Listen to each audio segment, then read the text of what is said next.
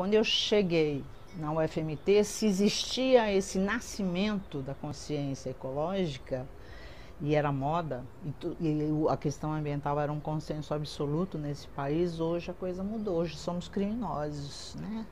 Os movimentos ambientalistas são aprisionados, como fez o Putin com os ativistas do Greenpeace, e colocaram eles como piratas. E ao lado da cela estavam assassinos. Então, a coisa do mundo mudou, a noção desenvolvimentista fez com que nós, ambientalistas, também se engajássemos mais numa questão mais política. Morar num estado chamado Mato Grosso, que é o epicentro do agronegócio, não é uma tarefa fácil. Se você realmente está aceitando que a educação ambiental ela é política, aí é muito complicado.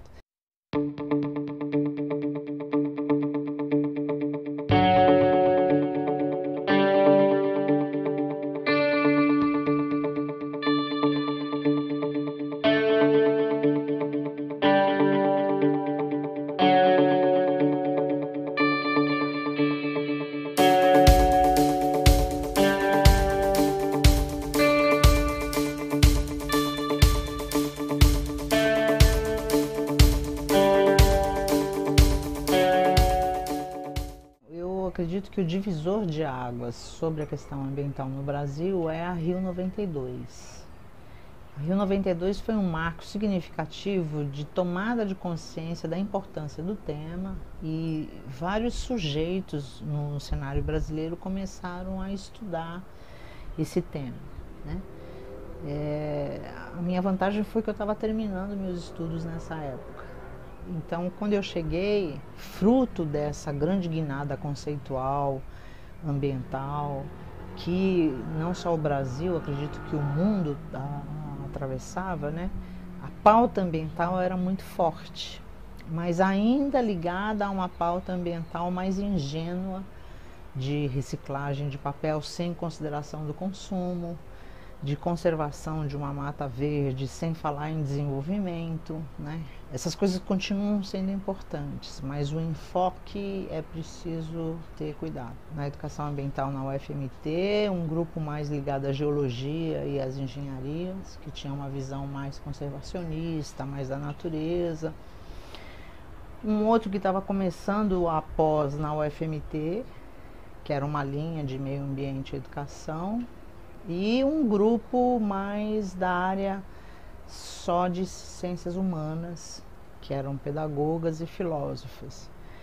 Então, quando eu entrei, eu achava que era necessário ligar essas dimensões. Elas são intrinsecamente juntas, né? Não dava para separar o ser humano da natureza e vice-versa. Então, eu não inaugurei nenhuma educação ambiental, apenas mantive o propósito de fazer uma aliança entre essas dimensões para que a educação ambiental pudesse ser vista e percebida de uma forma mais integradora, mais propositiva, crítica no sentido social, contudo, sem negligenciar a beleza da vida, a ética pelas vidas que não são humanas também. Os desafios que se apresentavam no estado, acho que são desafios um pouco menores do ponto de vista, mas ainda eram queimadas, desmatamento, monocultura, né? Hoje acho que isso está com mais força, né? A gente consegue perceber isso. Mas naquele momento eram esses desafios que o Estado não tinha uma política de educação ambiental, e aí o GPEA também auxilia por meio das pesquisas e dos pesquisadores e da própria Michele, né, a essa construção de políticas públicas para o Estado em educação ambiental. Então, acho que naquele momento o desafio estava em configurar políticas, que hoje a gente tem essas políticas configuradas, nem sempre elas são efetivas, mas pelo menos naquele momento a gente começou a essa construção e uma discussão junto aos órgãos SEDUC e Secretaria de Meio Ambiente. E era um grupo muito bonito, formado por meninos e meninas muito corajosos, Samuca, Jaca, Estragado, Sandro, viajavam junto, roqueiros, né, malucos. Depois a gente acaba entrando na pós, inaugurando também uma nova perspectiva de fazer educação ambiental. A própria CAPES não entendia o que era educação ambiental. Uma avaliação que a CAPES fez do nosso programa, ela disse que a educação ambiental cuidava de rabos de jacarés e asas de borboletas. Isso travou um pouco na minha garganta, acho que durante muitos anos, não sei, acho que durante uns 5 anos. Depois nós publicamos um artigo em resposta à CAPES, fazendo a paródia do contrário, que a educação ambiental cuidava de asas de jacarés e rabos de borboletas, numa paródia surrealista que parecia o absurdo, mas não era assim tão absurdo, que o surrealismo era um pouco mais palpável e concretizável na educação ambiental que a gente sonhava. E as demandas da época eram desmatamentos, queimadas e todos esses conflitos ambientais que a gente vivencia desde muito tempo, né? Continuamos vivenciando e hoje talvez num campo político ainda mais acirrado, né? Ingressei num grande projeto que a professora Michele Sato fazia parte, que era o Biodiesel em Guariba, que é uma comunidade a 150 quilômetros de Colniza. E a ideia era produzir biodiesel com as produções, né, do local. Era uma equipe multidisciplinar, então tinha economia, tinha agronomia e tinha a equipe da química também, que ia desenvolver toda a tecnologia do biodiesel. Então as nossas pesquisas naquela época era pensar um pouco, trabalhar a educação ambiental com as comunidades locais, com seringueiros, com pequenos agricultores e também com a escola, fazendo um pouco essa aliança da escola com a comunidade. A luta ecologista, ela era mais tímida, né, vamos dizer assim. Com a questão capitalista do Estado e o ápice do agronegócio, obviamente as lutas acirraram. Então, há 20 anos atrás não tinha tantas mortes de ambientalistas. Hoje o Brasil é o campeão em assassinatos de ambientalista. Há 20 anos atrás nós não tínhamos esse retrato. Embora eu mesma tenha sido vítima disso, né? Fui ameaçada 2 vezes por eles, pelos fazendeiros. Eu acho que as dificuldades sempre foram mais políticas mesmo, né? Porque o GPEA, ele tem uma característica muito forte, que nós somos um grupo de pesquisador muito envolvido com políticas públicas. Então, um grupo de pesquisador militante, muitas pessoas envolvidas com essas esferas do meio ambiente em questões políticas, né? Então, as dificuldades sempre foram essas arestas, esses momentos políticos de embates, né? Que a gente teve que fazer alianças, parcerias e foi se fortalecendo. E os desafios da educação ambiental, acho que daquela época, ou de tudo isso que eu vivi um pouco no GPEA, é muito forte a questão das redes de educação ambiental. Então a Renteia era muito presente, a REBEA, os encontros das redes, coletivos educadores, o surgimento do coletivo jovem um pouco mais para frente, era muito forte. Acho que é isso, assim, dos desafios, as coisas que ficaram bem fortes, assim. Posterior à pesquisa de Guariba, o GPEA se aproxima de Mata Cavalo e começa a trabalhar um pouco educação ambiental nessa perspectiva de uma comunidade quilombola. Porque para além de estar fazendo produções acadêmicas, nós também estamos em diversos espaços.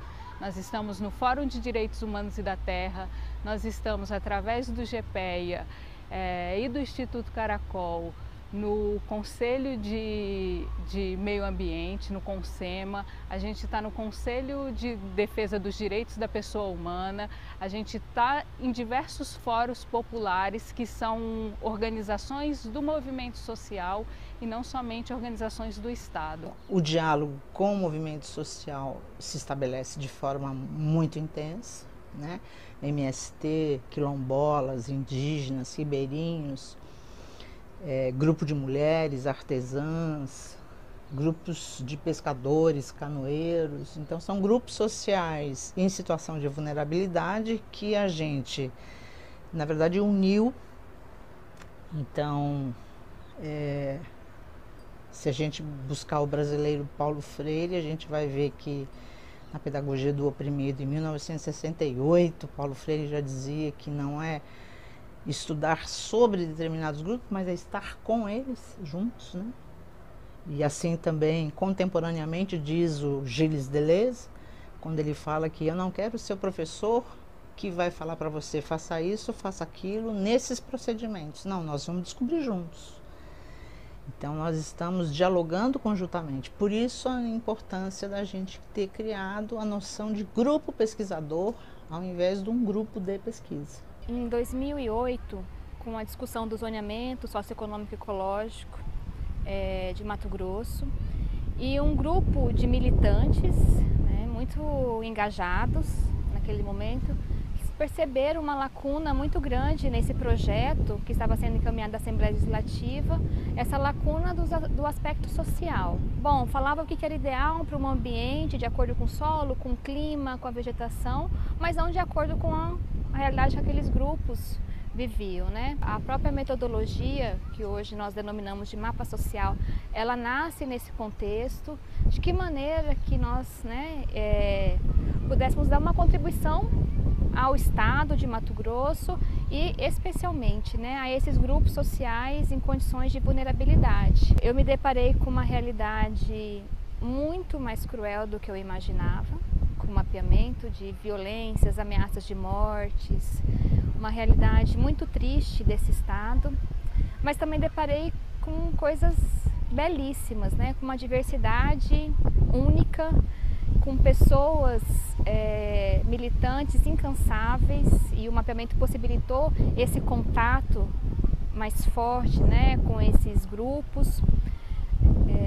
E assim, conhecer Mato Grosso com um olhar multicultural, e isso não tem nada que supere, assim, foi uma experiência marcante. O foco, antes a gente não falava tanto em mudanças climáticas, né, em avaliação ecossistêmica do milênio. Então tudo isso veio depois da fase que eu entrei, né? E aí primeiro a avaliação ecossistêmica do milênio e depois essas mudanças climáticas. Então esse tema forte, justiça climática, injustiça climática, que agora o GPEA passou a discutir mais. Na época a gente eu acho que por conta da minha pesquisa, né, estava mais focada na questão do mapeamento social, zoneamento. Então o GPEA ele se envolvia nessa temática de políticas públicas. Agora uma outra, né, política pública maior, mundial, e nessa problemática das mudanças climáticas. Eu acho que os desafios ainda consistem em a gente fazer uma pesquisa com uma rigorosidade metódica, né, que a gente está na academia e isso é importante também, mas sem esquecer a questão da amorosidade, do cuidado com o outro e com a outra. Então eu vejo que o crescimento do grupo, ele se deu quanto grupo pesquisador mesmo, nesse sentido, da gente conseguir ver eu, o outro, a outra, o mundo e as outras formas de vida também. Como que tudo isso se configura, não só no estado, mas num contexto nacional e num contexto mundial. Acho que o desafio está aí a gente continuar essa caminhada, né? Que tem que ser uma caminhada esperançosa. A luta, a utopia é o que sempre me moveu, e o GPEA se move por isso. Eu tentei trabalhar um pouco, né, nesse diálogo da educação do campo com a educação ambiental, e eu acho que as duas educações têm muito que aprender uma com a outra. No sentido, acho que a educação ambiental tem que beber um pouco da fonte da militância da educação do campo, que surge dos movimentos sem terra, né, principalmente do MST, dos movimentos sociais do campo, que hoje é o maior movimento social no Brasil, atuante, ainda, né, com força para fazer as pautas de luta. E ao mesmo tempo eu acho que o próprio movimento também, sem terra, e os camponeses, né, os agricultores, as escolas do campo também tem que aprender muito com o movimento ambientalista, né? O grito ambientalista vem desde a contracultura, nos anos 60. Eu acho que essa esquerda, principalmente ligada aos movimentos sociais, ainda não bebeu um pouco na fonte de que ambientalismo a gente está falando, né? Não esse ambientalismo das King Yongs só de conservacionismo, mas o ambientalismo pensando a relação social e a relação ambiental, né? Como é que eu vou fazer uma conservação, que projeto de desenvolvimento para o campo, por exemplo, a gente está se pensando, o que é esse desenvolvimento para o campo, né? Se for só se tornar um agronegocinho, não dá, tem que ter uma outra matriz. O ambientalista, se você prestar bem atenção, ele não tem uma causa identitária dele. Ele não é uma luta de quilombola porque ele é quilombola, uma luta de negro porque ele é luta, uma luta das mulheres porque eu sou mulher, uma luta de deficientes porque eu sou cega, mas ele é uma luta pelo planeta, por todos nós. Então é uma luta muito injusta. muito desigual. Me emocionei.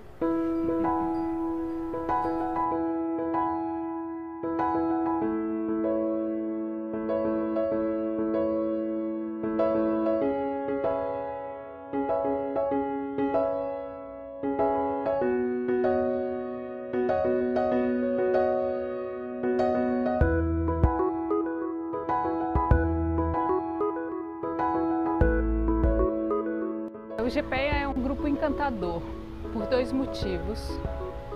Um é a possibilidade de você fazer a pesquisa com o corpo inteiro, de fazer uma pesquisa com todo o rigor acadêmico, mas também uma pesquisa usando, para além dessa racionalidade acadêmica, usar o coração, usar a paixão e o amor. Uma característica que o GPEA tem e tem se fortalecido mais e mais é o sentido de coletividade. Nós somos um grupo de pesquisadores, atuantes, militantes, mas também um grupo de amigos que se constitui em muito momento como uma família realmente, onde a gente tem um grupo de parceiros, de amigos, de apoio, né, em vários momentos da vida, inclusive nos momentos das nossas lutas pessoais, né? É um grupo muito amigo.